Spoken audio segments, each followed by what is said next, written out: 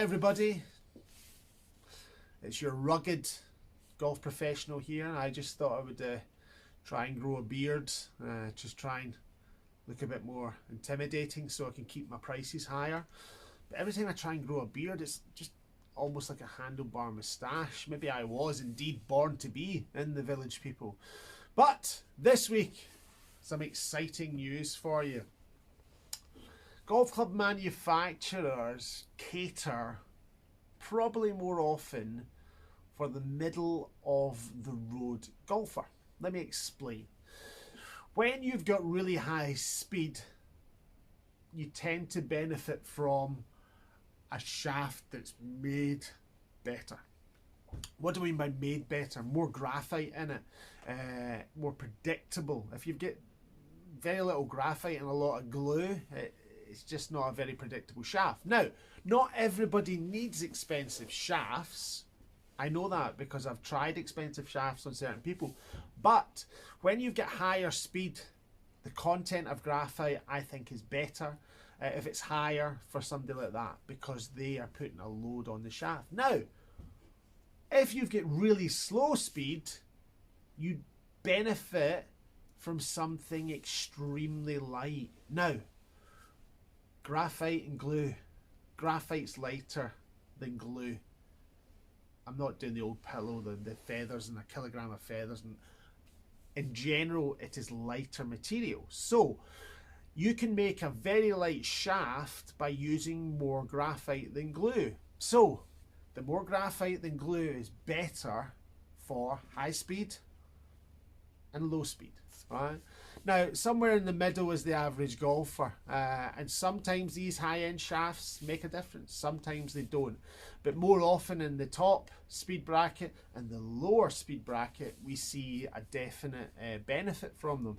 Now, when you swing really slow, you want more speed. You want the ball to go further. Now, you're only going to do that if you can make your equipment lighter and easier to swing. So this is what this company does. I've talked about them before, Zexio, the upper brand of Srixon. Now, somebody swinging this in relation to a normal standard driver, this is engineered for you.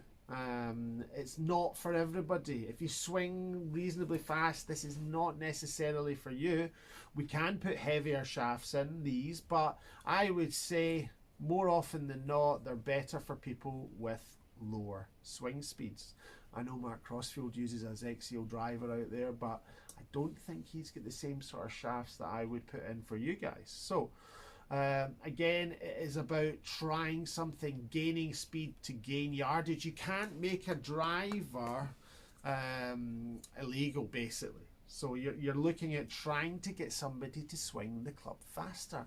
And the lightest titanium, the lightest graphite will help you to do that. So you'll swing it faster. But we will measure it to make sure it works. And again, if you're somebody that swings slow, you won't benefit from having 14 clubs in your bag a lot of the time. You'll benefit from having a few. Now, you're better off having a few that work rather than loads that don't. So if you struggle with speed and you want to gain more distance, please come and see me and we will show you what this sort of stuff does. Combined with that, you've got the iron, which again is made of premium titanium. The shafts are super light. The ball speed off these is very, very good. But again, not for everybody. So if you're struggling with speed, come and see us and we will help you. And if you like forged metal, the feeling, but you find that when you try a forged iron, they're not really giving you ball speed, well, this forged iron is different. It will give you more ball speed. It'll be like the, how can I put it? It looks like a Ferrari, but it's got the engine and the power of a tractor. I don't know if that makes any sense, but I think you get what I'm saying. Come, have a little go. We might even have a little open evening on these. But you've got to register your interest to tell me, because I'm not going to do an opening evening if there's nobody there. So, Zexio, come in, have a go, and see if this, or this, or even this could be the key to more distance. You might not require 14 clubs, remember. So invest wisely. Don't take a punt unless it's at Cheltenham this week. I don't even know what horse I'm going to bet, but I will bet one or two. So other news, my new assistant Fraser's gone and got himself COVID. Fraser, could you not have done that at Deer Park? This is totally unacceptable. Totally. So we are again flying one person down in the shop, but we're coping. We are coping. We are coping. And it's getting busier. The place is getting busier. The Masters is getting closer. Did you watch the players? I love seeing them struggle. And do you know what else I loved seeing? Paul Casey's ball going into a pitch mark on the fairway. How unlucky is that? He's got the likability of Nick Faldo. It's not hard not to like him. I don't know. I've never personally met him, but I think Cameron Smith looks a bit more. How can I put it? I would always judge it. Would I go for a pint with him? Absolutely. Paul Casey, not so much. So that was exciting, and everybody is getting excited about the Masters. Maybe apart from Phil Mickelson, because he's going to get some amount of abuse, isn't he? The Saudi Golf League, what a disaster that was. Fun enough, I was offered big money to turn up, but I decided not to. Yeah, Toastful big money. They'd heard I was multi-award winning, so they wanted to get me over there. But I said, no, I don't agree with you. I don't agree with you executing 81 people the other day. I think it's atrocious. And put another zero onto the check and we could have had some sort of agreement. Anyway, enough from me. And let's go over to the putting lab where Karen is making some serious progress. Over to you, Karen. That's me just pressing the buzzer to get through. Hi everyone, Karen here from the Golf Performance Lab across in the putting hut, just to go over a couple of things with regards to putter fitting. So just to give you a very quick bit of information more than anything. So here we've got two of the brand new TaylorMade GT Spider putters. They are obviously different colours, but the head style is the same. What we have different here though is the necks or the hosels are different. So you can see the right hand putter has what we call a single bend, and the other putter on the left hand side here has got a slant neck. So the things that this would influence, it would influence your aim bias, whether you aim left or aim to the right. Also, your hands, where's your hand position? Is it going to be more in front? So we're more offset, where the hands will be more in front of the putter head, or would we be more back set where the hands need to be behind? And that will depend again on your aim bias, and sometimes loft of the putter as well is going to be influenced.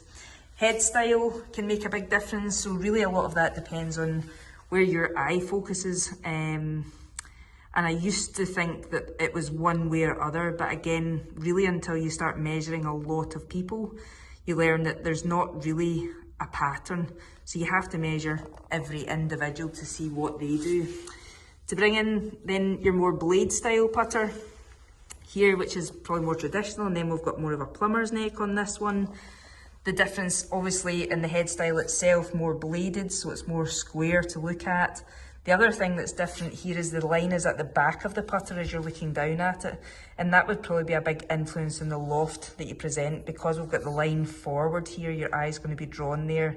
You're more likely to de-loft on a putter that's got the line at the front, and you're more likely to add loft to a putter that's got the line at the back, but more likely to, you're better measuring yourself. So most importantly, as you know, Graham and I, we're not really salespeople for sales' sake. We want you to have the best product for you. So the first thing I would do in a fitting is measure your own putter to see how suitable it is. And if it's suitable and it needs nudging, we can do that. Or we can suggest a putter style that might be better for you. So let us know if you want to come into the lab, check out your own putter, and we will see how good that putter works for you, or if actually you're battling against it and you could have something in your hand that would be a little bit easier, or get the peace of mind to know that your putter's your magic weapon and you don't need to change it. Look forward to seeing you soon. Bye from now. So thank you, Karen. Wonderful. Absolutely wonderful. So as I said, lots of stuff coming into the shop, far too much to bore you with at the moment. Pop in, have a chat, say hello, those sort of things, discuss things. What was it? How, this was annoying me today. Regardless of how I put my Hoover cable round, always seems to get in a knot. And I can't be the only one. I cannot be the only one that finds this annoying. Cannot be the only one. It's always that. It's always get some knot, and then you think, you pull it apart, go, oh, it'll just come out. No, and it goes into a bigger knot. Who's doing this to me? Is it an elf? Is it Karen? Is it the ghost of Stuart? To be fair, Stuart spent more time here recently than he did when he worked. Anyway, so if you have this problem with your Hoover, please, or any other brand, Dyson, well, that's what I use, a Shark. The Shark is the most powerful vacuum cleaner on the market as far as I'm concerned. So until next time, if you've got any problems with your vacuum equipment, or indeed your golf equipment, come and see us here, because do you know what? Between us. Oh, that's pretty much it. Until next time.